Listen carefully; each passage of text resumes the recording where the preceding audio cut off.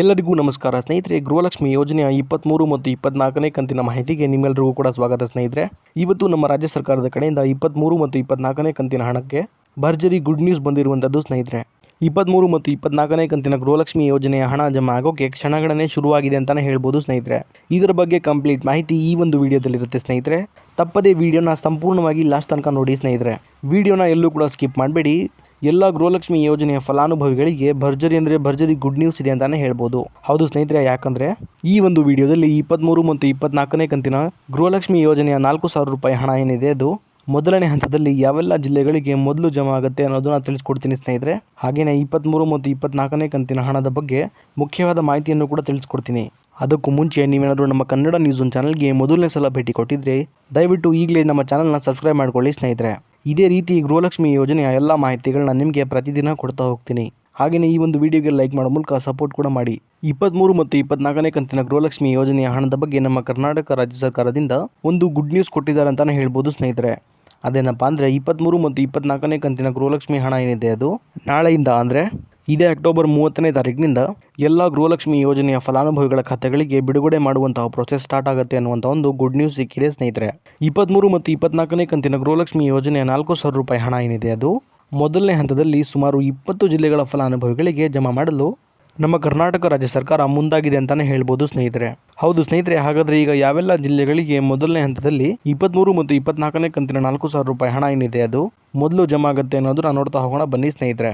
ಬೆಳಗಾವಿ, ಬೀದರ್, ಚಿಕ್ಕಬಳ್ಳಾಪುರ, ಗುಲ್ಬರ್ಗ, ರಾಯಚೂರು, ಕೋಲಾರ, ಉಡುಪಿ, ಹಾಸನ, ಚಿಕ್ಕಮಗಳೂರು, ಬಳ್ಳಾರಿ, ಧಾರವಾಡ, ಉತ್ತರ ಕನ್ನಡ, ದಕ್ಷಿಣ ಕನ್ನಡ, ಹಾವೇರಿ, ಮಂಗಳೂರು, ಶಿವಮೊಗ್ಗ, ದಾವಣಗೆರೆ, ಹುಬ್ಬಳ್ಳಿ, ಇದಾದ್ಮೇಲೆ ಕೊಡಗು ಹಾಗೂ ಮೈಸೂರು.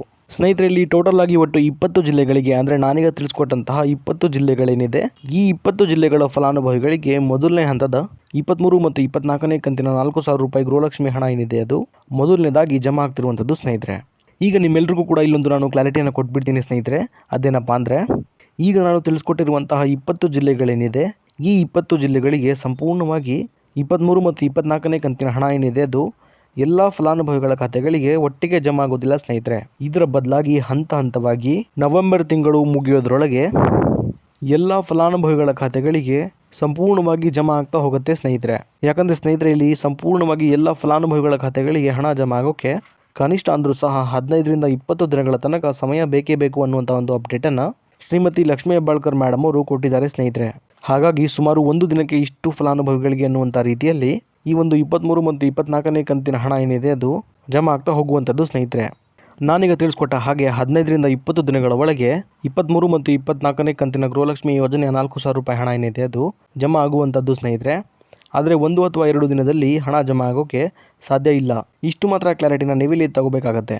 ಇನ್ನು ಉಳಿದಂತಹ ಜಿಲ್ಲೆಗಳಿಗೆ 23 ಮತ್ತು 24ನೇ ಕಂತಿನ 4,000 ರೂಪಾಯಿ ಹಣ ಏನಿದೆ ಅದು ಯಾವಾಗ ಜಮಾ ಆಗುತ್ತೆ ಅನ್ನೋದನ್ನ ನೋಡೋದಾದರೆ ಸ್ನೇಹಿತರೆ, ಈಗ ಮೊದಲನೇ ಹಂತದಲ್ಲಿ ಸುಮಾರು 20 ಜಿಲ್ಲೆಗಳಿಗೆ ಮಾತ್ರ ಹಂತವಾಗಿ ಈ ಒಂದು 23 ಮತ್ತು 24ನೇ ಕಂತಿನ ಹಣ ಏನಿದೆ ಅದು ಬಿಡುಗಡೆ ಆಗುವಂಥದ್ದು ಸ್ನೇಹಿತರೆ. ಹಾಗೆಯೇ ಬಾಕಿ ಇರುವಂಥ ಜಿಲ್ಲೆಗಳಿಗೆ ಈ ಜಿಲ್ಲೆಗಳ ಫಲಾನುಭವಿಗಳಿಗೆ ಹಣ ಜಮಾ ಆಗುವ ಪ್ರೋಸೆಸ್ ಮುಗಿದ ನಂತರ ಬಾಕಿ ಇರುವಂಥ ಎಲ್ಲ ಜಿಲ್ಲೆಗಳ ಫಲಾನುಭವಿಗಳಿಗೂ ಕೂಡ 23 ಮತ್ತು 24ನೇ ಕಂತಿನ 4,000 ರೂಪಾಯಿ ಹಣ ಏನಿದೆ ಅದು ಜಮಾ ಆಗೋಕ್ಕೆ ಶುರುವಾಗುತ್ತೆ ಸ್ನೇಹಿತರೆ. ಇನ್ನು ಸಾಕಷ್ಟು ಜನ ಫಲಾನುಭವಿಗಳು 22ನೇ ಕಂತಿನ ಗೃಹಲಕ್ಷ್ಮಿ ಯೋಜನೆ ಹಣ ಏನಿದೆ ಅದು ಇನ್ನೂ ಕೂಡ ಜಮಾ ಆಗಿಲ್ಲ ಅಂತ ಕಾಯ್ತಾ ಇದ್ದಾರೆ ಸ್ನೇಹಿತರೆ. ಅಂತಹ ಎಲ್ಲ ಫಲಾನುಭವಿಗಳಿಗೆ ಹೇಳೋದೇನೆಂದರೆ 22ನೇ ಕಂತಿನ ಗೃಹಲಕ್ಷ್ಮಿ ಯೋಜನೆ ಹಣ ಏನಿದೆ ಅದು ಇದೇ ಅಕ್ಟೋಬರ್ ತಿಂಗಳ 20ನೇ ತಾರೀಕಿನಿಂದ ಎಲ್ಲ ಫಲಾನುಭವಿಗಳಿಗೆ ಜಮಾ ಆಗೋಕ್ಕೆ ಶುರುವಾಗಿರುವಂಥದ್ದು ಸ್ನೇಹಿತರೆ.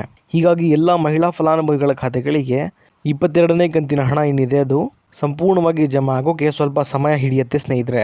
ಆದ್ದರಿಂದ ನಿಮ್ಮ ಖಾತೆಗಳಿಗೂ ಸಹ 22ನೇ ಕಂತಿನ 2,000 ರೂಪಾಯಿ ಹಣ ಏನಿದೆ ಅದು ಜಮಾ ಆಗುತ್ತೆ ಸ್ನೇಹಿತರೆ.